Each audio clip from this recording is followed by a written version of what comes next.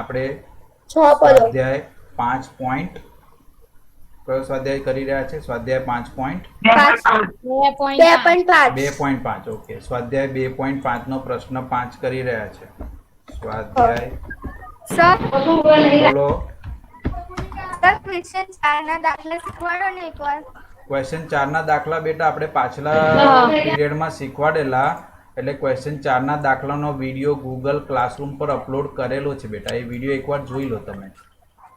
હા. ક્વેશ્ચન 4 ના દાખલા આપણે વિડીયો બનાવીને એ વિડીયો ગૂગલ ક્લાસરૂમ પર અપલોડ કરેલો છે.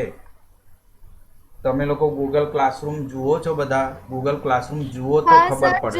હા સર, તો હા જોઈએ છે. જોઈએ છે સર રોજ. ગૂગલ ક્લાસરૂમ જુઓ એટલે એમાં તમને વિડીયો મળી જશે. તેમ છતાં ના સમજણ પડે તો આપણે એ દાખલાઓ અહીંયા ચર્ચા કરીશું. હમણાં તો આપણે આગળ વધી જઈએ, બરાબર ને? અહીંયા જુઓ તમે. અહીંયા આપણા પાસે પ્રશ્ન 5 અવયવ પાડો એની અંદર જે દાખલાઓ છે એ કેટલા દાખલાઓ છે? કુલ 2 દાખલાઓ છે. અને દરેક દાખલાની અંદર કેટલા પદો છે? 6 પદો છે. એટલે કે 6 પદો વાળી આપણી જે નિત્યસમ હોય, 6 પદો વાળો જે નિત્યસમ છે એ નિત્યસમ આપણને વાપરવો પડે. હવે તમને ખબર છે 6 પદો વાળો નિત્યસમ કયો છે? x નો વર્ગ પ્લસ y નો વર્ગ પ્લસ z નો વર્ગ plus 2xy plus 2yz plus 2zx. Very good. કોણ બોલ્યું બેટા? નામ બોલશો એકવાર? ભૂરમી. ભૂરમી. સરસ. તો આપણને આપેલું છે, જે નિત્યસમ આપેલું છે 6 પદ વાળો, એ નિત્યસમનો આપણે અહીંયા ઉપયોગ કરવાનો છે.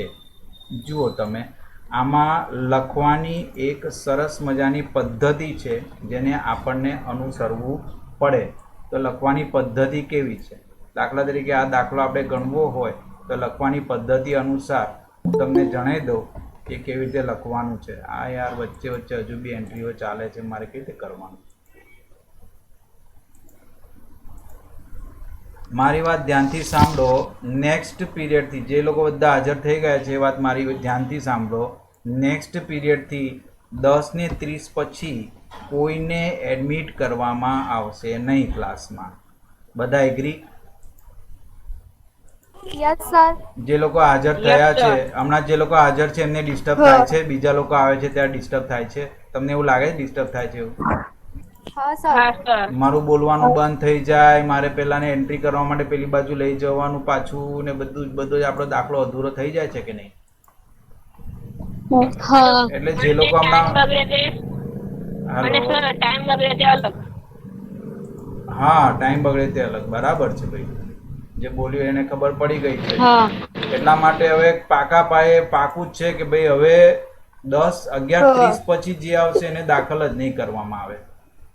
બરાબર છે? ચાલો, હવે ધ્યાન આપો કેવી રીતે લખવાનું. લખવાનું એવી રીતે કે પહેલા આપણે લખીને તૈયાર કરી દેવાનું. શું લખીને તૈયાર કરવાનું? અહીંયા ધ્યાન આપો. અહીંયા હું લખું છું, તમે બધા અહીંયા ધ્યાન આપો. આપણે એવું લખી દેવાનું, બ્લેન્ક કાઉન્સનો વર્ગ એટલે પહેલી સંખ્યાનો વર્ગ. બ્લેન્ક કાઉન્સ એટલે સમજી લેવાનું કે આ પહેલી સંખ્યા છે, પહેલી સંખ્યાનો વર્ગ વત્તા બીજી સંખ્યાનો વર્ગ, બ્લેન્ક રાખવાનો, હમણાં કશું લખવાનું જ નહીં, વત્તા ત્રીજી સંખ્યાનો વર્ગ, બરાબર છે, વત્તા 2 ગુણ્યા પહેલી, બીજી, વત્તા 2 ગુણ્યા બીજી, ત્રીજી, વત્તા 2 ગુણ્યા ત્રીજી અને પહેલી. આવી રીતે માળખું બનાવવાનું. પહેલાં શું બનાવવાનું? માળખું. સૌથી પહેલું કામ શું છે આપણું? માળખું બનાવવાનું. માળખું બનાવવાનું એટલે શું કરવાનું કે આપણે જો પાછું કોઈ આવે છે યાર, કંટાળી ગયો હું તો. આ બધાને પછી આટલા મોડા દાખલ કરવામાં આપણું બધું રહી જાય છે. ચાલો વાંધો નહીં. આપણે આવી રીતે માળખું લખી દેવાનું. પહેલી સંખ્યાનો વર્ગ, બરાબર છે, બીજી સંખ્યાનો વર્ગ, બરાબર છે, વત્તા ત્રીજી સંખ્યાનો વર્ગ વત્તા 2 ગુણ્યા પહેલી બીજી વત્તા 2 ગુણ્યા બીજી અને ત્રીજી વત્તા 2 ગુણ્યા ત્રીજી પહેલી. હવે સમજવાની વાત છે કે આપણે પહેલી બીજી અને ત્રીજી સંખ્યા નક્કી કરવાની છે. હવે અહીંયા ધ્યાન આપીને જોવાનું, બધાએ અહીંયા ધ્યાન આપીને જોવાનું કે પાછળના 3 પદો પૈકી એટલે પાછળના 3 પદોમાંથી પહેલું પદ ધન છે, બીજું પદ ઋણ છે અને ત્રીજું પદ ઋણ છે. એટલે કે આ જે પહેલું પદ છે પાછળના 3 પદોમાંથી એ ધન છે. ધન છે એટલે આ સંખ્યા પણ ધન હોવી જોઈએ અને આ સંખ્યા પણ ધન હોવી જોઈએ. બરાબર છે. હવે આ સંખ્યા જે હતી એ પહેલી સંખ્યા હતી અને આ કાઉન્સ હતો એ બીજી સંખ્યાનો કાઉન્સ હતો. એટલે પહેલી સંખ્યા ધન આવશે અને બીજી સંખ્યા પણ ધન આવશે.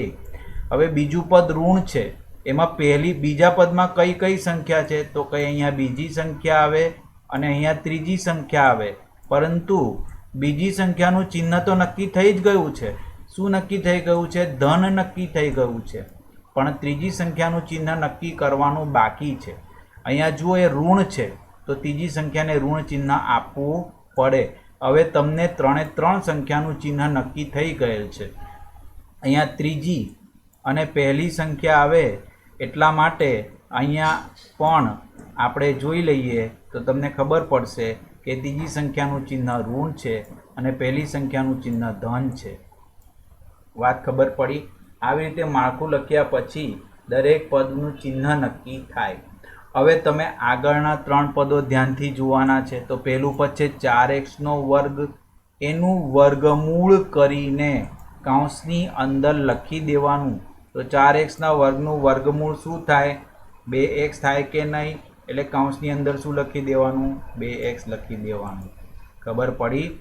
બીજું પદ ધન છે તો 9y નું વર્ગમૂળ શું થઈ જાય? 9y નું વર્ગમૂળ 3y થઈ જાય. એટલે 3y અહીંયા કાઉન્સની અંદર લખી દેવાનું. બરાબર છે. પછી ત્રીજું પદ ઋણ થાય એટલે 16z નો વર્ગમૂળ શું થાય? 16 નું વર્ગમૂળ 4 અને z ના વર્ગમૂળ z થાય. પણ ઋણ કરવાના છે કારણ કે ત્રીજું પદ ઋણ લેવાનું છે. એટલે આપણે અહીંયા ઓછા 4z ત્રીજા કાઉન્સની અંદર લખવાનું છે. બેટા ખબર પડી કેવી રીતે કરવાનું? પહેલાં માળખું બનાવી લેવાનું, પછી ચિહ્નો નક્કી કરવાનું. સમજણ પડી બધાને કે બાઉન્સર ગયું મગજની ઉપર? ફરી એકવાર સમજાવી દઉં. પહેલાં માળખું લખવાનું. એટલે કેવી રીતે માળખું લખવાનું?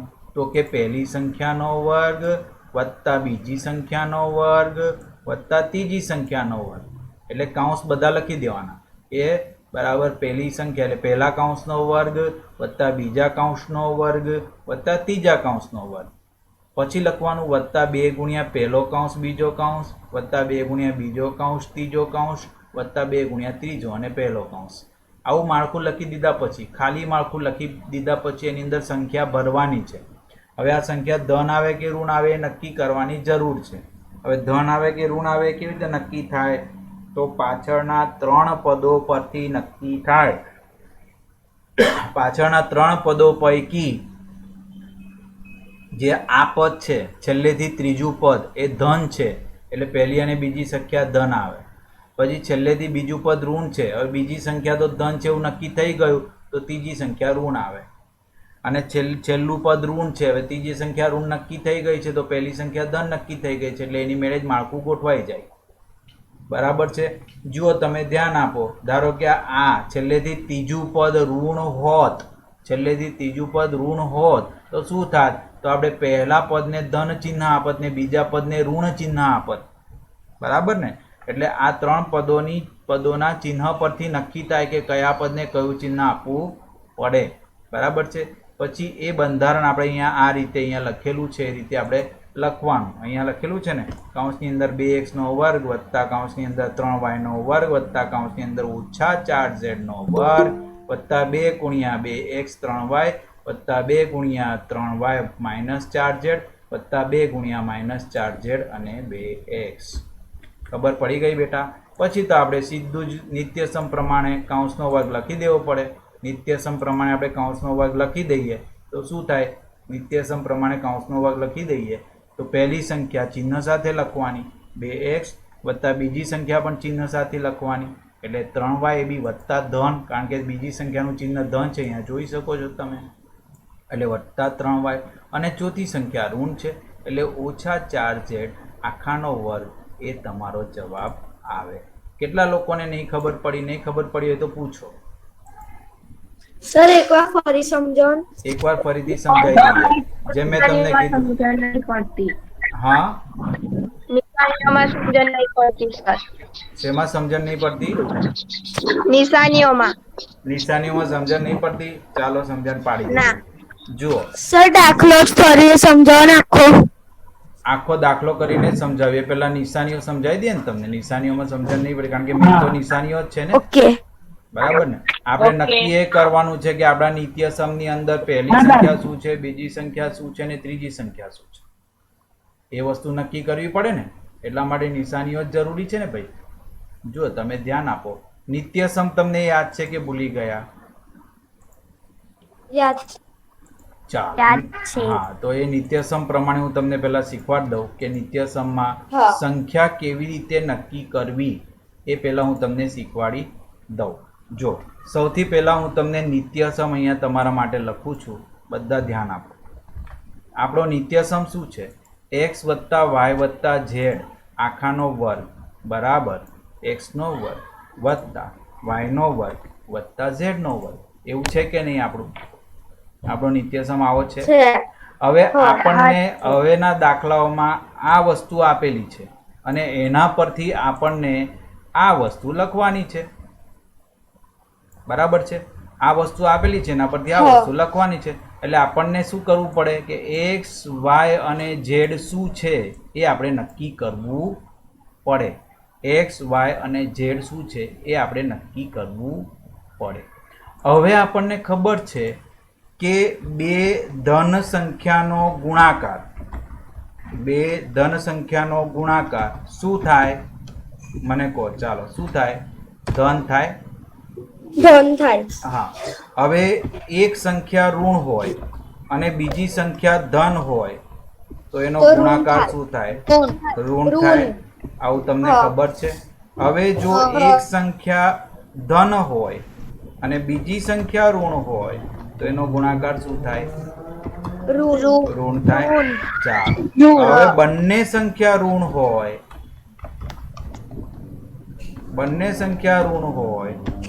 તો શું થાય? તો ધન થાય.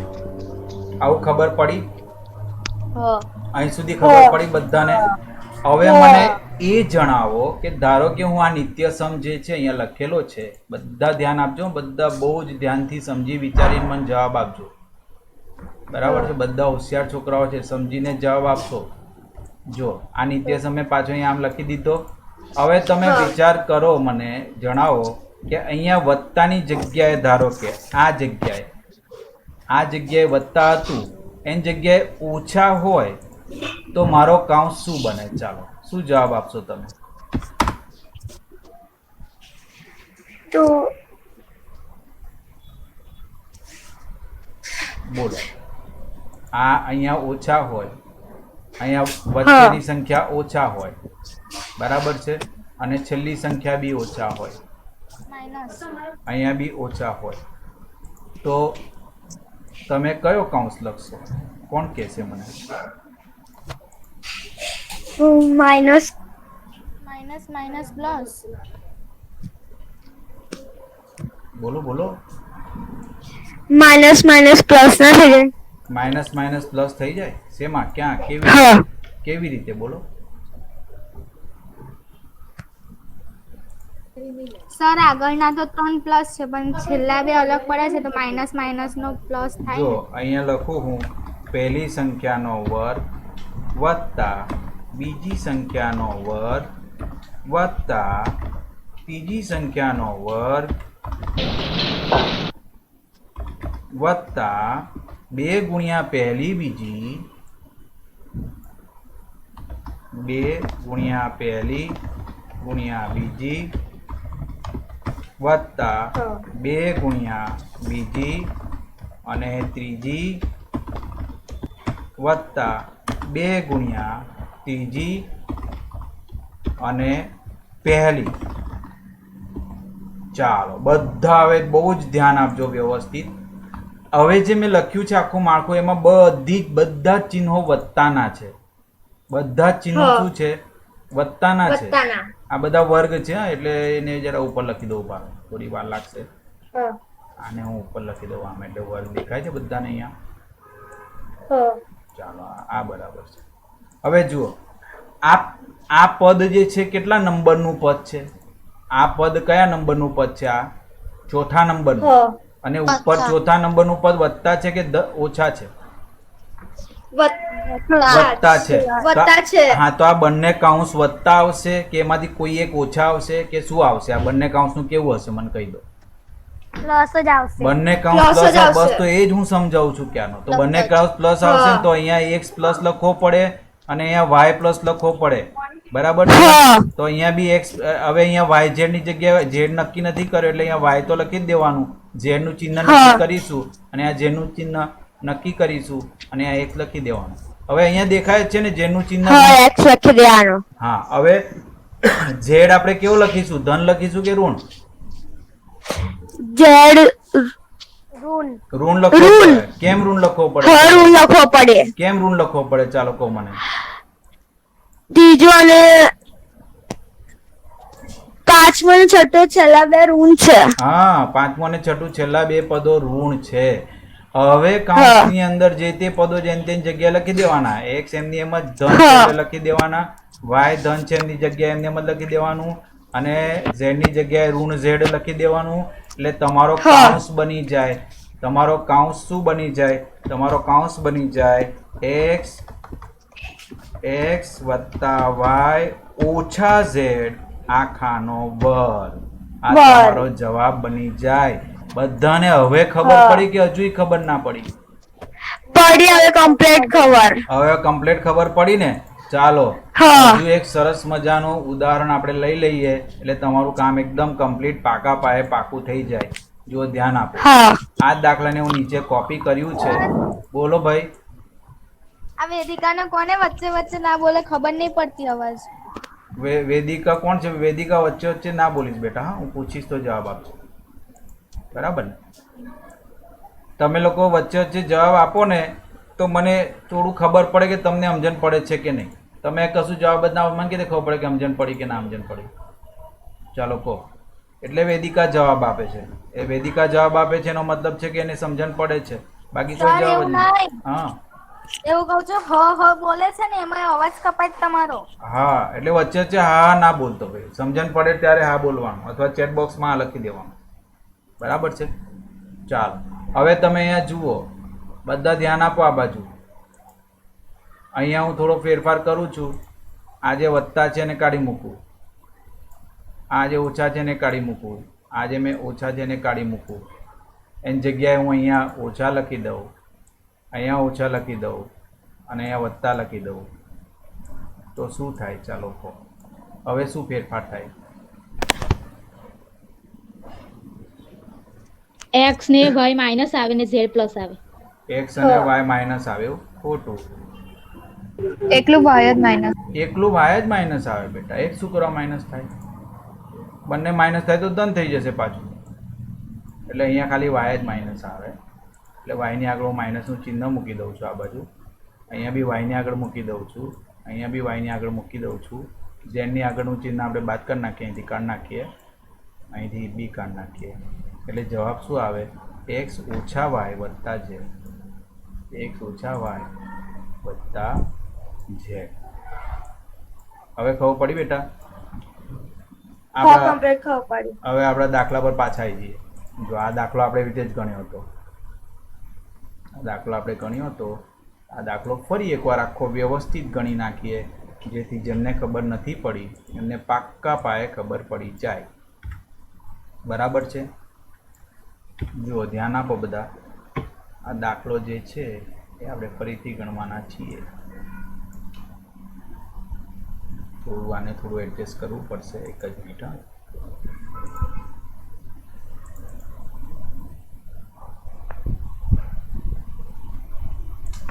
બધા નાનું નાનું દેખાય છે.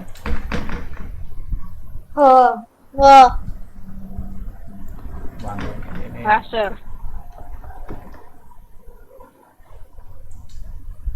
મને લખવા માટે થોડી જગ્યા જોઈએ છે ને, એટલે હું એને નીચે ખસેડી દઉં, જેથી કરીને લખવાની જગ્યા થઈ જાય આપણે.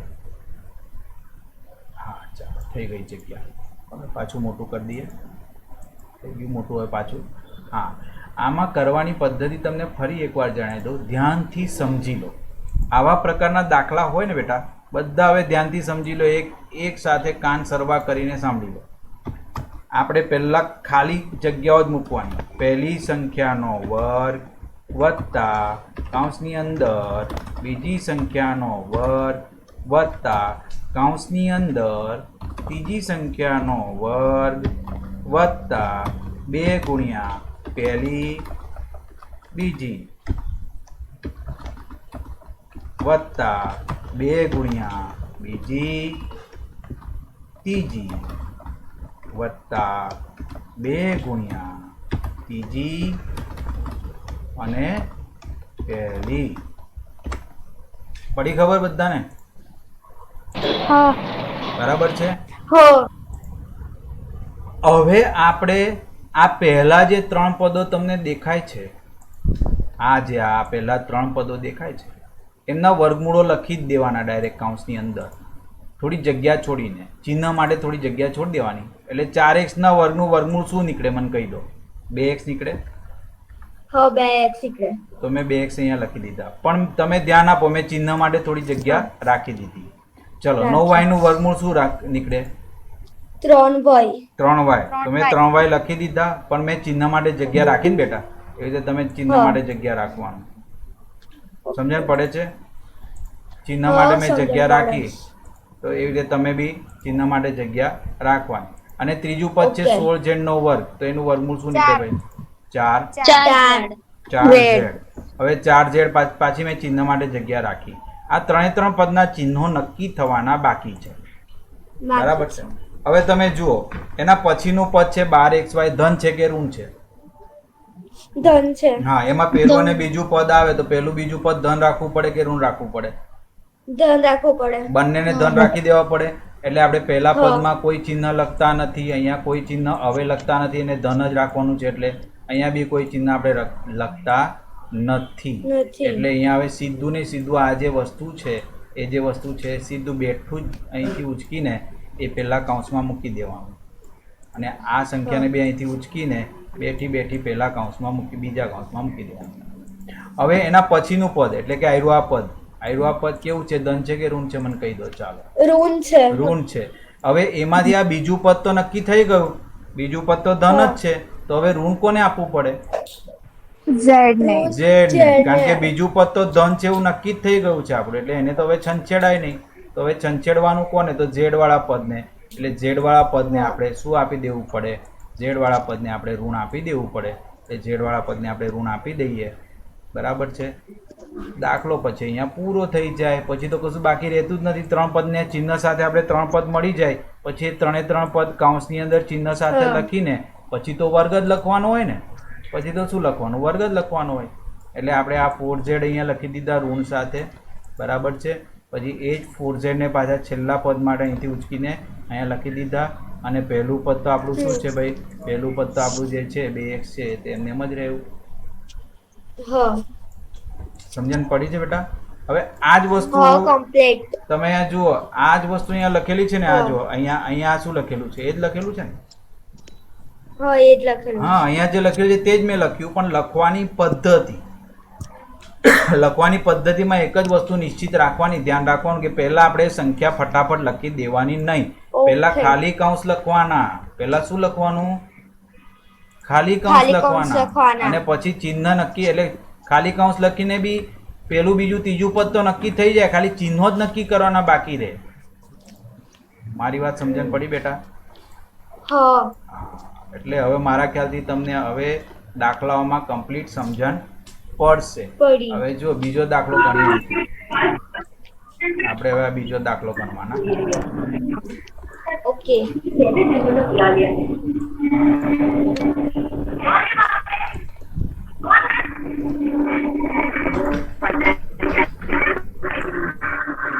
સર બહુ અવાજ આવે છે કઈથી. ભાઈ કોઈએ માઇક બંધ કર દો ભાઈ. માઇક ખુલ્લી રાખવાની નથી. આપણે ધ્યાન રાખો, આપણે માઇક ખુલ્લી રાખવાની નથી બેટા. માઇક ખુલ્લી રાખશો તો ઘોંઘાટ જશે, પછી તમને મારો અવાજ નહીં સંભળાય, ઘોંઘાટ જ સંભળાશે. ચલો આ દાખલો ગણવાના છે. આ દાખલામાં બી મેં તમને જણાવ્યું તેમ પહેલાં આપણે માળખું લખી દેવાનું. માળખામાં શું લખવાનું તમે બધા હવે જાણી ગયા. જાણી ગયા છો તમે લોકો કે નહીં જાણ્યા? જાણી ગયા. પહેલી સંખ્યાનો વર્ગ વત્તા બીજી સંખ્યાનો વર્ગ વત્તા ત્રીજી સંખ્યાનો વર્ગ વત્તા 2 ગુણ્યા પહેલી ગુણ્યા બીજી વત્તા 2 ગુણ્યા બીજી અને ત્રીજી. બરાબર ને? વત્તા 2 ગુણ્યા ત્રીજી અને પહેલી.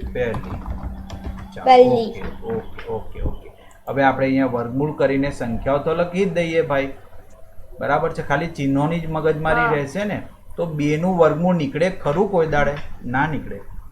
2 નું વર્ગમૂળ નીકળે? ના નીકળે. એટલે 2 નું વર્ગમૂળ ના નીકળતું એટલે આપણે એને વર્ગમૂળમાં 2 લખવાનું. શું લખવાનું બેટા? વર્ગમૂળમાં 2 લખવાનું.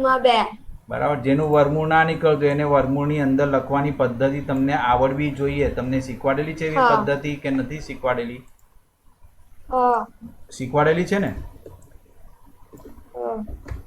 તો આપણે હવે એ પ્રમાણે પહેલું પદ છે એનું વર્ગમૂળ કેટલું આવશે?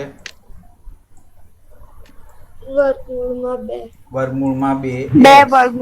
હા, એટલે આપણે અહીંયા લખી દઈએ કે વર્ગમૂળમાં 2 x. x નો વર્ગ ના લખાય આપણાથી, x જ લખાય. એટલે વર્ગમૂળમાં 2x આપણે અહીંયા લખી દીધા. ચિહ્ન લખવાનું જો બાકી છે, ચિહ્ન પછી લખીશું. ચાલો, y ના વર્ગનું વર્ગમૂળ શું નીકળે? y નીકળે. એટલે બીજા પદની અંદર આપણે y લખી દઈએ. હવે ચિહ્ન પછી નક્કી કરીશું. હવે મને કહો 8 નું વર્ગમૂળ શું નીકળે? ચાલો કહો. 4 હે? 4 થોડી નીકળે. 4 તો 16 નું વર્ગમૂળ. ના, 2 વર્ગમૂળમાં 2 નો. હા, 8 એટલે 2 વર્ગમૂળમાં 2. 2 વર્ગમૂળમાં 2 નીકળે. શું નીકળે? 2 વર્ગમૂળમાં 2. તો 2 વર્ગમૂળમાં 2z. એટલે આપણે અહીંયા લખી દીધું 2 વર્ગમૂળમાં 2. જગ્યા ઓછી પડી ભાઈ. ઉભા રહો, આને થોડું વધારે ખેંચી લઈએ.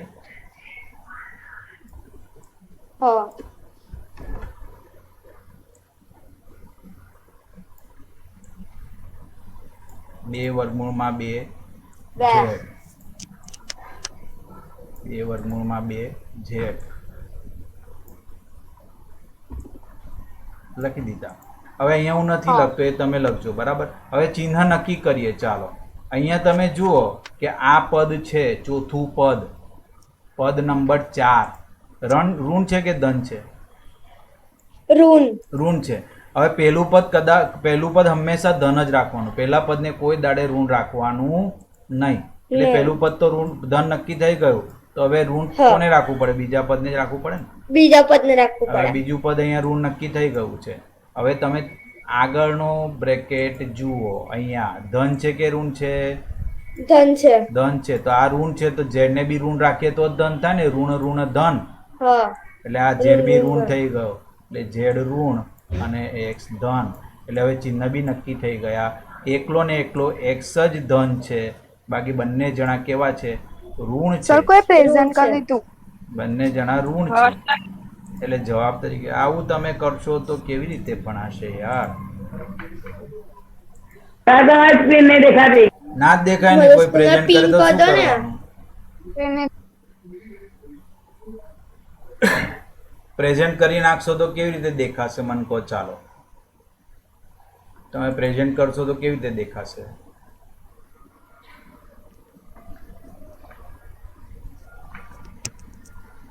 હવે દેખાય છે મારી સ્ક્રીન કે નથી દેખાતી? દેખાય છે. હા, તમે ક્લાસમાં શિસ્ત જાળવશો ને બેટા તો જ ભણવાની મજા આવશે, નહીં તો ભણવાની મજા આવશે નહીં બેટા. કારણ કે આપણે શીખીને 15 દિવસ થઈ ગયા. હવે તો તમને આવડવું જોઈએ ને બેટા કે શું છે શું નહીં, કે નહીં આવડવું જોઈએ? તો પછી આવડવું જોઈએ. હા, આપણે આટલું સરસ મજાનું ભણી રહ્યા છે, તમને સમજણ પડી રહી છે, બરાબર છે? કેટલા બધા દાખલા ગણ્યા આપણે, કેટલા બધા ટોપિકો સમજ્યા, કેટલું બધું જે એવું હતું જે તમને કદાચ નહોતું આવડતું જે આપણે સમજી લીધું. તો પછી ક્લાસમાં આપણે શિસ્તની જાળવણી કરવી પડે એવું મને ખબર પડે, બરાબર છે? ચાલો, હવે આની એક બીજી પદ્ધતિ બી છે કે આપણે જે દાખલો ગણ્યો એમાં આપણે બીજા પદને ઋણ કર્યા, પણ ઘણીવાર કેવું થાય કે કોઈ લોકો બીજા પદની જગ્યાએ પહેલા પદને ઋણ કરે તો બી દાખલો ખોટો નથી. જો આ લોકોએ પહેલા પદને ઋણ કર્યા છે, દેખાય છે? દેખાય છે ને? આ લોકોએ શું કર્યું છે? પહેલા પદને ઋણ કર્યા. તો એ દાખલો બી ખોટો ના ગણાય, એ દાખલો બી સાચો જ ગણાય. એ દાખલામાં બી કોઈ પણ જાતની ભૂલ નથી. એ દાખલો બી સાચો છે અને આપણો દાખલો બી સાચો જ છે, બરાબર છે? તો દાખલામાં ખબર પડી? ખબર પડી. ખાલી આ જે આ લોકો આ બીજું પદ લખે છે ને, એ બીજું પદ લખવાની સિસ્ટમ મેઇન છે. એ પહેલી સંખ્યાનો વર્ગ વત્તા બીજી સંખ્યાનો વર્ગ વત્તા એ બ્રેકેટ પહેલા ભરવાના નહીં, પહેલા બ્રેકેટ ભરવાના નહીં, બ્રેકેટ ચિહ્ન સાથે પછી ભરવાના. હા બોલો ભાઈ, કોઈને કંઈક ડાઉટ હોય તો પૂછવા માંગતા હતા? જેને ડાઉટ હોય ને એ જ પોતાનો વોઇસ ખોલે, એ જ પોતાનો માઇક ખોલે ને પછી પૂછે, નહીં તો ઘોંઘાટ થઈ જશે, બરાબર છે? ખબર પડી ગઈ છે? આ પ્રશ્ન નંબર બીજો આપણે કરી નાખ્યો. હવે આગળ વધીએ, સ્વાધ્યાયની અંદર આગળ વધીએ આપણે, બરાબર છે? સ્વાધ્યાયની અંદર આગળ વધીએ તો સ્વાધ્યાયની અંદર હવે આવે છે પ્રશ્ન નંબર 6, નીચેના ઘનનું વિસ્તરણ કરો. તો અહીંયા ઘનના નિત્ય સમો વાપરવા પડે. ઘનનું વિસ્તરણ કરવું હોય તો શું કરવું પડે? ઘનના નિત્ય સમો વાપરવા પડે, અને ઘનના નિત્ય સમૂહ મોડે કર્યા હોય તો જ ઘનનું વિસ્તરણ ખબર પડે.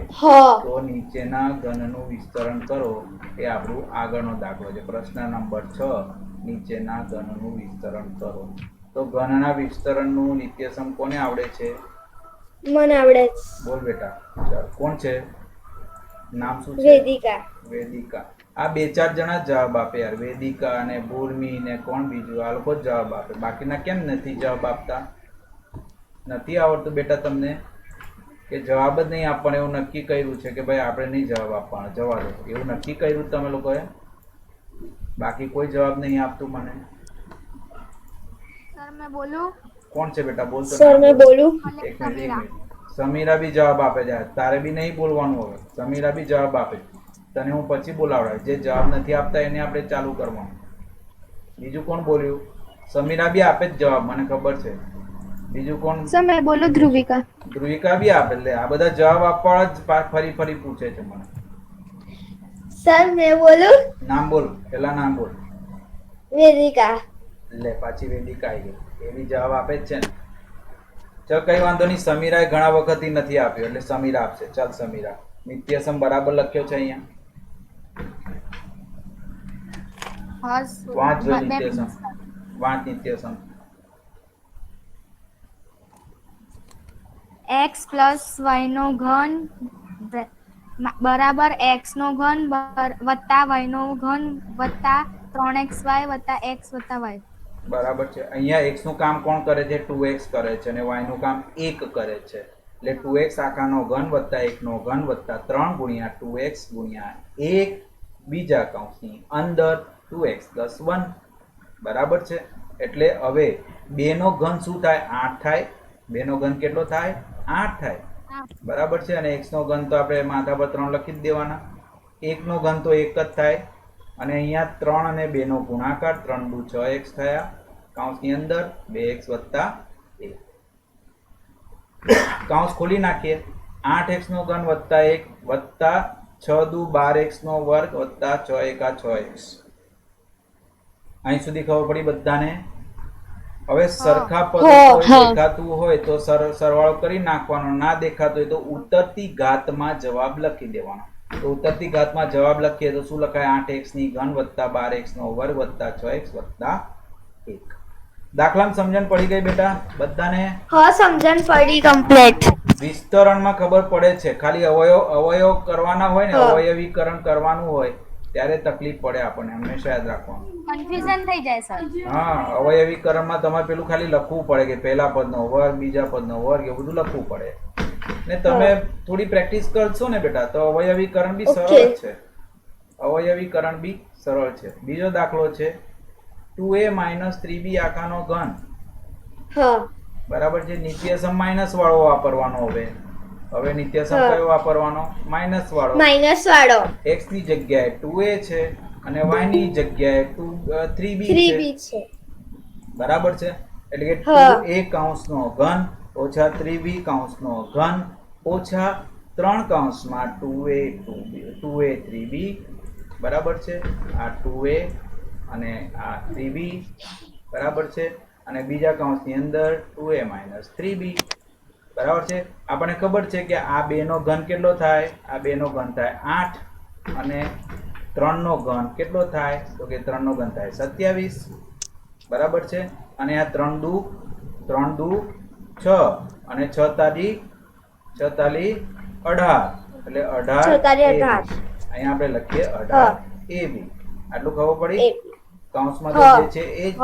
પછી આ બે પદોમાં કોઈ પરિવર્તન થવાનું નથી. અહીંયા કૌંસ ખુલશે એટલે 18 દુ 36 થઈ જશે અને એની ઘાત થઈ જશે 2. કેમ 2 થઈ જશે? કારણ કે એક એ તો પહેલેથી હતા અને બીજો કૌંસમાંથી આવ્યો. બરાબર છે. હવે ઓછા 18 એ બી પાછા અંદર જતા રહે તો ઓછે શું થઈ ગયું? વત્તા થઈ ગયું. બરાબર છે. અને 18 54 અને b નો વર્ગ થઈ જશે. બરાબર છે. એટલે તમારો જવાબ આવી ગયો. સરળ છે બેટા? હા સરળ છે.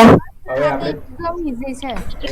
એકદમ ઈઝી છે. હા સરસ. ચાલો, એકદમ ઈઝી છે તો પરીક્ષામાં પૂછાય તો લખજો. બરાબર છે. ઓકે. હમણાં તમારી ગણિતની પરીક્ષા આવવાની જ છે ને આ પ્રકરણમાંથી પૂછાવાનું. હા, ટાઈમ ટેબલ આવી ગયું એકમ કસોટીનું. આપણે ખબર નહીં કેટલા પ્રકરણો કરી શકીશું પણ આપણે મેક્સિમમ પ્રયત્ન કરીએ કે આપણે પ્રકરણો કરીએ જેટલા વધારે થાય એટલા. ચાલો, અહીંયા સરવાળા વાળો નિત્યસમ વાપરવો પડે. બરાબર ને? x + y આખાનો ઘન એવો નિત્યસમ આપણે અહીંયા વાપરવો પડે. અહીંયા અપૂર્ણાંકમાં છે એટલે અહીંયા થોડી કાળજી રાખવાની. અહીંયા આપણું બધું અપૂર્ણાંકમાં કામ ચાલે છે એટલે થોડી કાળજી રાખવાની.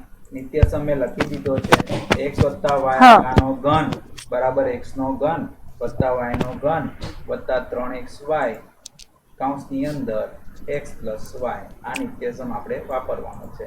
આપણા આ દાખલામાં x નું કામ છે 3/. કોણ છે આ? બંધ કરે જો એ વોઇસ પોતાનો. આ કોણ ફૂંક મારે છે ભાઈ? આ કોણ ફૂંક મારે છે ભાઈ? ગાડી મૂકું ક્લાસમાંથી બહાર. વેદિકા. કેમ વેદિકા ફૂંક મારે છે? હે, આવું નહીં કરવાનું બકા. પછી મારે ક્લાસમાંથી કાઢી મૂકવું પડે. આટલો સમય 2 મિનિટનો સમય આપણો જતો રહ્યો. જુઓ, ચાલો. હે, હા, જરૂરી ના હોય ત્યારે માઇક બંધ કરી દો. ચાલો, 3/2 3/2x આખાનો ઘન વત્તા 1 આખાનો ઘન વત્તા 3 કૌંસમાં 3/2x બીજા કૌંસમાં 1 અને પછી આખો કૌંસ ફરીથી આપણે લખી દીધો 3/2 x વત્તા 1. હવે તમે જુઓ 3/2 નો ઘન કેટલો થાય? તો 3 નો ઘન કેટલો થાય? 3 તાળી 9 તાળી 27 થાય કે ના થાય? બરાબર છે. એટલે અંશમાં 27 લખ્યું. નીચે આપણે શું લખવું પડે? 2 નો ઘન. 2 નો ઘન કેટલો થાય? 2 નો ઘન 8 થાય એટલે નીચે 8 લખી દીધા. અને x નો ઘન તો આપણે માથા પર 3 જ લખવાનું હોય તો 1 ની ઘન 1 થાય. એવી રીતે હવે આ ગુણાકાર કરો. 3 તાળી 9 નીચે 2 એમને એમ જ. આ 3 ખાલી ઉપર જ ગુણ્યા, હા, નીચે નહીં ગુણવાના. બરાબર છે. અને કૌંસની અંદર 3/2x વત્તા 1 એટલે 27x ની ઘનના છેદમાં 8 વત્તા 1 વત્તા 9 27x નો વર્ગ ના છેદમાં 2 × 4 વત્તા 9x ના છેદમાં 2. બરાબર છે. પછી ઉતરતા ઘાતમાં આપણે લખી દઈએ તો આપણો જવાબ આવી જાય 27 ના છેદમાં 8 x નો ઘન વત્તા 27 ના છેદમાં 4 x નો વર્ગ વત્તા 9 ના છેદમાં 2 x વત્તા 1. ખબર પડી બધાને? ના. ના ખબર પડી? હા પડી. ક્યાં ખબર ના પડી? કોને ખબર ના પડી?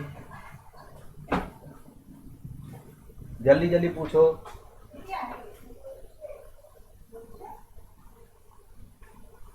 કોને ખબર ના પડી? સમીરાને. શું ખબર ના પડી? સર આ ઉપર પહેલી લાઈન તો ખબર પડી, નીચેનું નહીં ખબર પડતી. પહેલી લાઈન નિત્ય સમવાળી લાઈન ખબર પડી ગઈ એવું? હા. પણ બેટા એની નીચે બી ખબર પડે એવું જ છે ને. x ની જગ્યાએ 3 ના છેદમાં 2 x લખી દીધા અને y ની જગ્યાએ 1 લખી દીધા. બાકી બધું તો નિત્યસમ પ્રમાણે જ ચાલે છે ને. જો અહીંયા ધ્યાન આપ, હું કલર બદલીને પેન લઈ લઉં છું. જો અહીંયા x ની ઘન લખેલી છે અહીંયા, તો x ની જગ્યાએ આપણે અહીંયા 3 ના છેદમાં 2 x આખાની ઘન લખવાની, કારણ કે અહીંયા x ની જગ્યાએ 3 ના છેદમાં 2 x છે. બરાબર છે. અહીંયા y ની ઘન લખી છે એની જગ્યાએ આપણે 1 નો ઘન લખવાનું. પછી અહીંયા 3 તો એમને એમ જ છે નિત્યસમ વાળો, અને આ x ની જગ્યાએ 3 ના છેદમાં 2x લખવાનું અને y ની જગ્યાએ 1 લખવાનું.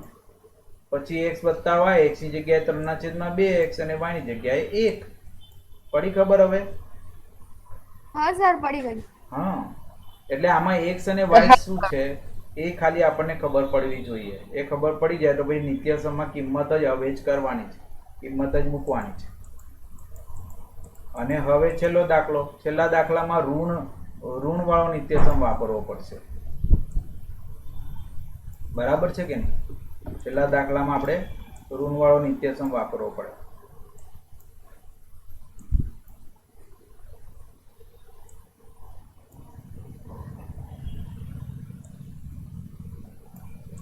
તો ઋણ વાળો નિત્યસમ આવડે છે બધાને? એક વસ્તુ ધ્યાનથી સમજી લેજો, નિત્યસમ નહીં આવડે તો દાખલા આવડશે નહીં. મેં તમને પહેલા બી કીધેલું કે આ નિત્યસમ એક કાગળ પર લખીને તમે જ્યાં બેસો છો, જ્યાં અભ્યાસ કરો છો ત્યાં અલગથી એક કાગળમાં લઈ રાખવાના નિત્યસમો.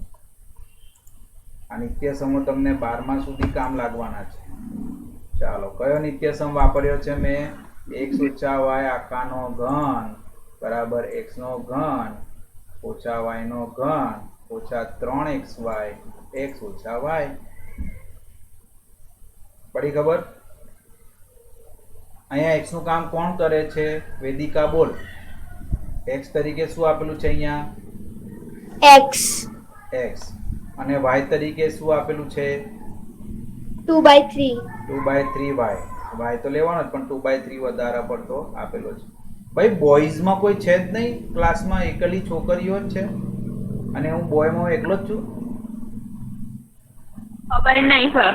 હે, કોઈ બોયઝ છોકરાઓમાંથી કોઈ બોલતું જ નહીં? લા, આવું કેવું? કોણ કોણ છોકરાઓ છે? નામ બોલો તો જરા જલ્દી જલ્દી. ક્લાસમાં કોઈ છોકરાઓ છે જ નહીં?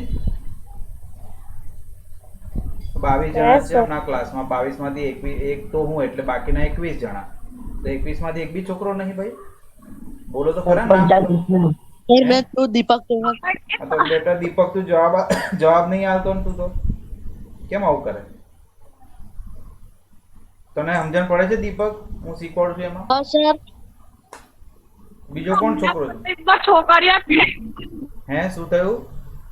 કોણ બોલી બેટા? કેટલી છોકરીઓ છે? હેલો, કેટલી છોકરીઓ છે? વધારે છોકરીઓ છે એમ? અડધા કરતા વધારે છોકરીઓ છે એમ?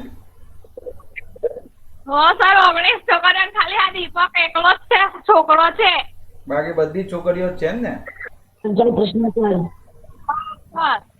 ના, એટલે છોકરાઓને ભણવું જ નહીં એવું લાગે છે. સાચી વાત સર.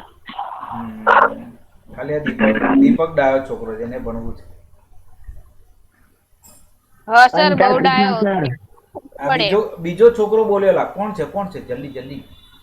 પ્રણવ પંચાલ. હા, છોકરો બોલે તો હું ખુશ થાઉં, કારણ કે મારા હા, પ્રંચાલ કૃષ્ણા. જો આ ત્રીજો છોકરા. સારું યાર, છોકરાઓની સંખ્યા વધે તો મને ગમે યાર, કે હું છોકરીઓ વચ્ચે એકલો નહીં ભાઈ. ચાલો વાંધો નહીં. તો મને હમણાં સર આ ડાયા છોકરાઓ ક્લાસમાં આવે ને તો ખબર પડે. હે આ ડાયા છોકરાઓ ક્લાસમાં મળો. હા, તો ખબર પડે કેટલા ડાયા છે એમ ને. હા, અને રિસેસમાં તો બહુ જ. હા હા હા, એ તો કઈ નહીં, હવે જલ્દી જલ્દી સ્કૂલો ચાલુ થઈ જાય એટલે તમને બધાને મળવાનું મળશે મને. ચાલો, પહેલી સંખ્યાનો વર્ગ એટલે પહેલી સંખ્યાનો ઘન એટલે x નો ઘન, અને બીજી સંખ્યા આપણે શું લીધી? 2/3 y આખાનો ઘન. બરાબર છે. x નો ઘન તરીકે તો x નો ઘન જ લખાય. 2/3 આખાનો ઘન. બરાબર છે. ક્રિષ્ના બોલ જોઈએ 2 નો ઘન કેટલો થાય? લે ભાગી ગયો. 2 નો ઘન 8. કોણ બોલ્યું? વેદિકા. મેં તો ક્રિષ્નાને પૂછ્યું.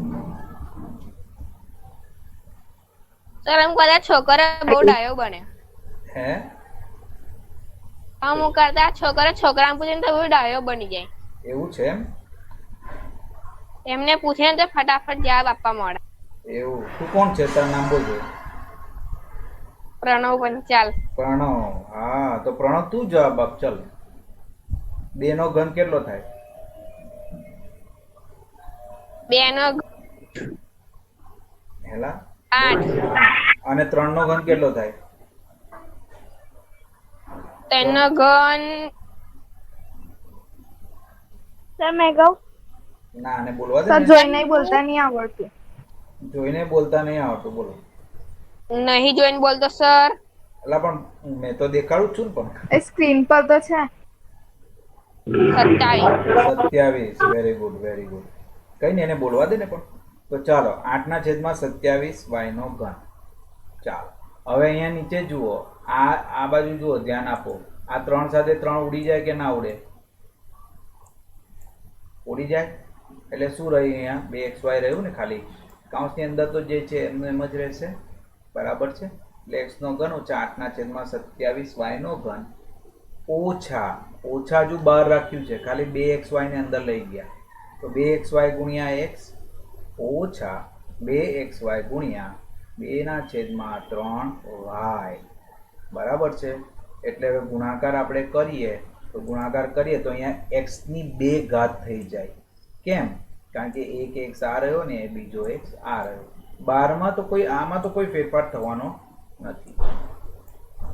એવી રીતે અહીંયા ગુણાકાર થાય તો 2 દુ 4 થઈ ગયા, નીચે 3 એમને એમ જ, x એમને એમ જ, અને y ની 2 ઘાત થઈ જાય. હવે આપણે કૌંસ ઓપન કરીએ તો ચિહ્ન બદલાઈ જાય.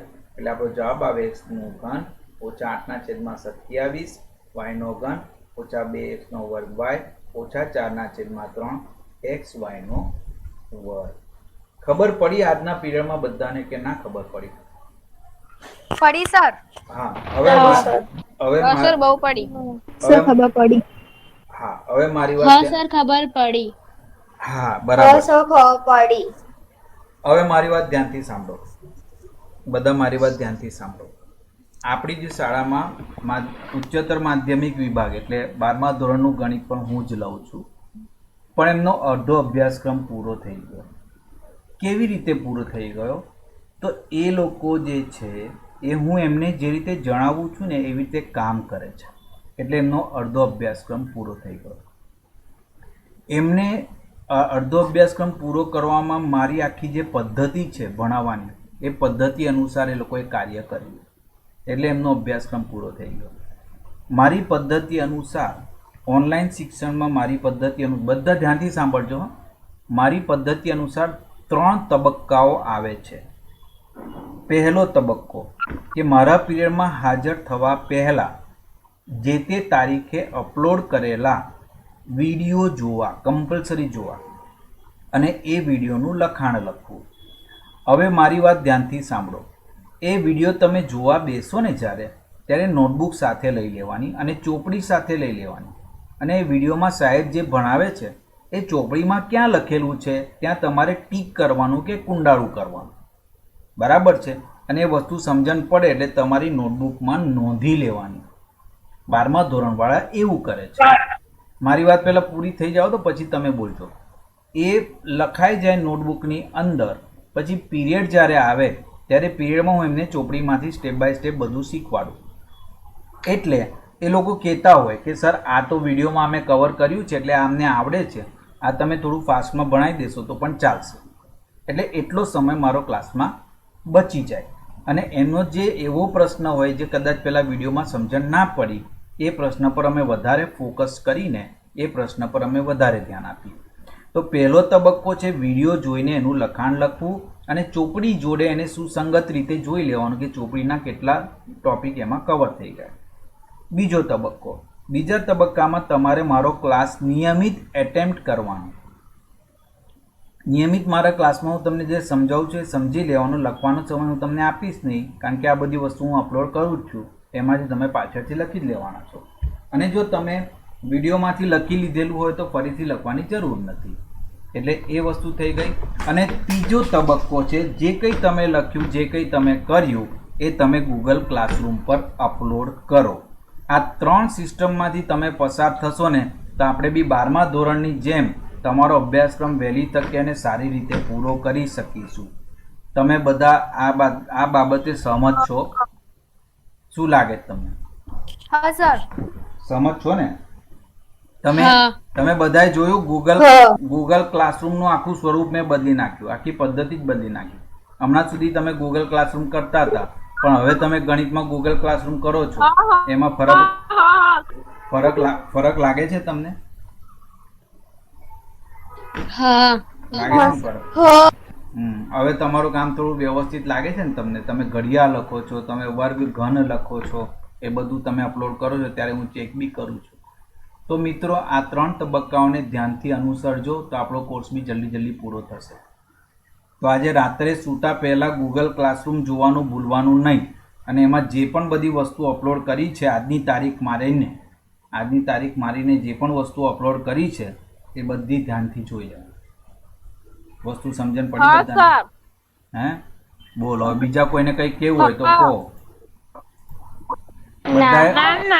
બધાએ ચેટ બોક્સમાં પોતાનું નામ લખ્યું છે ને ભાઈ, કે નથી લખ્યું?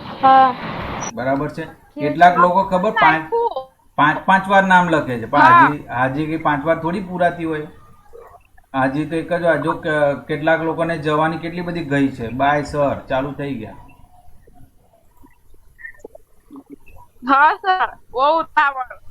હા, તો આજનો ક્લાસ આપણે અહીંયા પૂરો કરીએ છીએ. બરાબર છે. આજના ક્લાસનો વિડીયો, આજના ક્લાસનું જે ક્લાસ વર્ક છે એ બધું જ હું આપણા ગૂગલ ક્લાસરૂમ પર અપલોડ કરી દેવાનો છું. જે વિદ્યાર્થી મિત્રો આમાં હાજર રહી શક્યા નથી એ લોકોને બી તમે ફોન કરીને જણાવી દેજો કે ગૂગલ ક્લાસરૂમ પર વિડીયો સર મૂકે જ છે, એ બી જોઈ શકાય આપણે. બરાબર છે. તો એ લોકોને તમે એ રીતે બી પ્રોત્સાહન આપી શકો. એ લોકોને તમે એવું બી કહી શકો કે ગૂગલ ક્લાસરૂમમાં વિડીયો જોઈ શકાય. બરાબર છે. તો કંઈક ડાઉટ હોય તો પૂછો, નહીં તો પછી એક ગુડ આફ્ટરનૂન એવું કહીને એક્ઝિટ થાવ.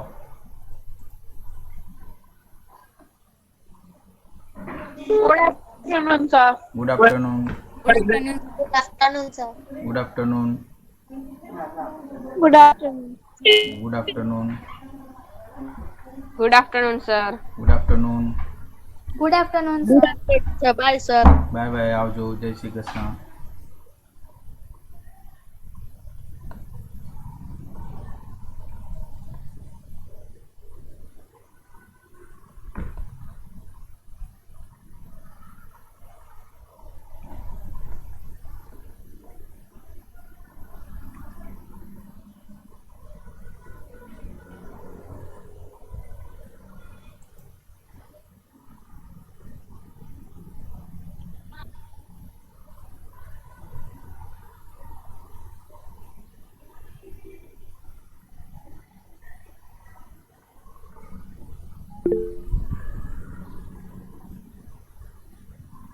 બાય. આવજો. Good afternoon. Bye bye. બધા મેસેજ લખો છો, વાંચી રહ્યો છું હું.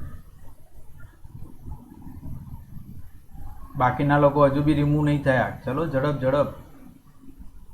મારે બીજો ક્લાસ છે આગળ બેટા.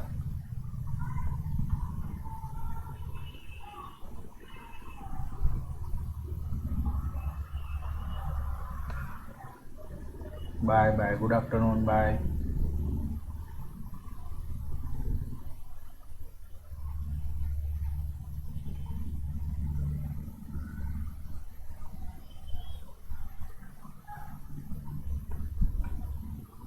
આ બે જણા કેમ હજુ રહ્યા ભાઈ? હલો